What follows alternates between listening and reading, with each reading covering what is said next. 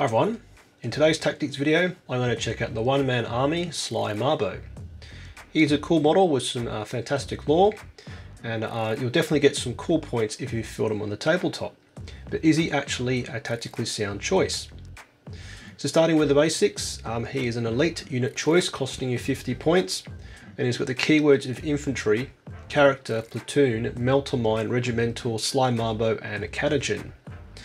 His core stats are a 6-inch move, an impressive weapon skill ballistic skill of 2+, strength 4, toughness 3, 5 wounds, 5 attacks, leadership 7 and a 5+ save. Pausing here, his keywords are a unique mix, being obviously a unit that contributes to opponent's assassination, being a character, can contribute to the Astra Militarum secondary of boots on the ground, and needs to be within 6 inches of an officer to score you 2 victory points on the inflexible command Astra Militarum secondary, and likewise being an infantry unit he can perform actions. His other keyword allows for a fun stratagem to be used, and he can actually also receive orders, again thanks to the platoon and regimental keywords. So they will be supercharging his already impressive stats. His core stats, weapon skill, ballistic skill of 2+, are very strong, making him one of the most accurate units we can have. However, his main limitation is of course a weak toughness 3, 5 wounds and a 5+ save, meaning anything decent will eat through his singlet and muscle armor save. Now looking at his wider data sheet, his Wargear is a ripper pistol that ignores lookout sir at pistol 3, strength 5 AP2, damage 2 and 6s to wound, inflict or mortal wound. His envenom blade is strength 6, AP2, damage 1 or damage 2 if targeting non-vehicle units, and he's also got frag grenades, although you'll probably always be using his ripper pistol. Being regimental, he of course benefits from your chosen regimental doctrine, so born soldiers for example could make his ripper pistol very tasty. Beyond this, he can't be your warlord, and given he is a named character, can't take a warlord trait via the officer Carter stratagem. Where he gets very tasty is his hidden ambush and like fighting a shadow rules, and to summarize these together, he can essentially deep strike, re-roll the charge, and once per game at the end of the fight phase be removed from the tabletop and deep strike later again in another turn. Now this is really neat. It means that even if he's in engagement range, he can effectively be redeployed.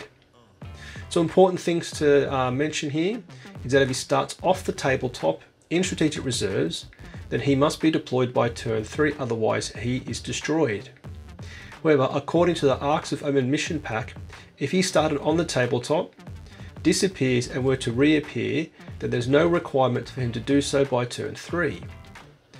This is a somewhat technical aspect of the reserves and deep strike rules, and I've got this incorrect, please shout out in the comments. Now with all that considered, his main tactical advantage is the ability to sneak into opponent's backfield and be a general nuisance. As said earlier, he can contribute to the secondary boots on the ground, getting you that 4th table quarter. However, there's always going to be the tension that if he isn't within 6 inches of a friendly officer and is on the tabletop, you won't be scoring 2 victory points on the secondary objective inflexible command. This means you need to be carefully using him, ensuring you have run up a high score on inflexible command early on, and then subsequently maxing out our boots on the ground. So given he's a single individual model, your opponent will find it harder to screen him out as opposed to say 10 Khazrakans or 5 Tempestus Scions.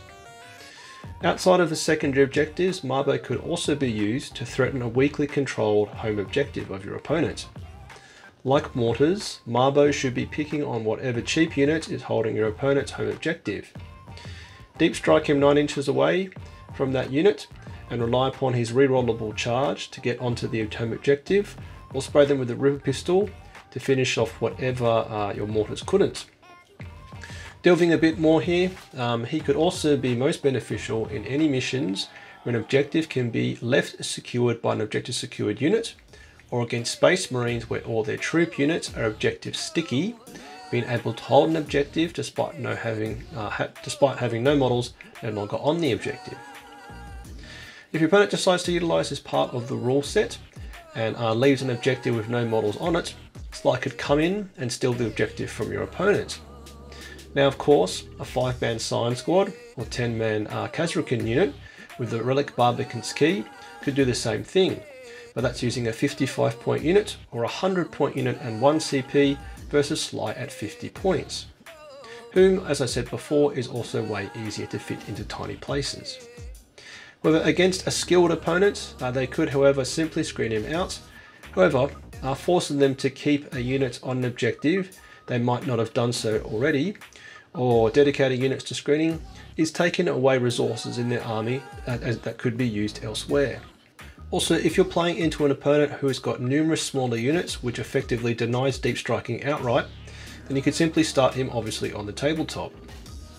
Being able to receive orders means he could be moved into position for a later charge, given remain vigilant to help screen out deep strikes or reinforcements, or receive take aim or fixed bayonets for AP3 on either of his weapons and ignore any penalties to hit enemy may have, maximising his weapons skill ballistic skill of 2+. Being a single model and also a character, you could pull off some neat tricks getting him into melee, hold objectives exploiting the lookout Sir rule, or inflicting moderate range damage. A neat combo you could use is having Colonel Ironhand Strachan give him an order, and thanks to Strachan's Cold Steel and Courage rule, any hits 6 in the fight phase would be auto-winding, which could be very tasty. Now, stratagem wise, his sole dedicated stratagem is Vicious Traps, where for 1 command point, if any Astra Militarum unit, the key word there is any, is wholly within a terrain piece, you can inflict mortal wounds on an enemy unit that charges into them. As reference, ruins, craters, woods and industrial structures are all area terrain, and at least one of those terrain types should be on most tabletops. You could plan unit placement based on this, and given having a Catagen and Sly Marbo keyword unit on the tabletop means you're getting a +2 on the roll, so you're never failing to deliver D3 mortal wounds, or on a 4+, 2 D3 mortal wounds, which could be very, very spicy.